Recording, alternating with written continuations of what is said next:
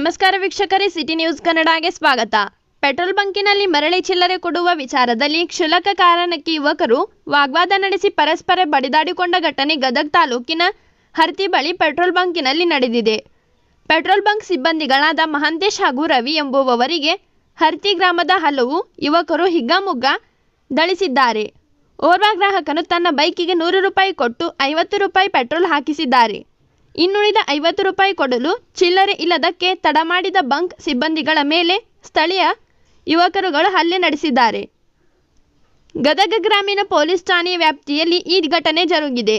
ವರದಿ ಚಂದ್ರಶೇಖರ್ ಸೋಮನವರ್.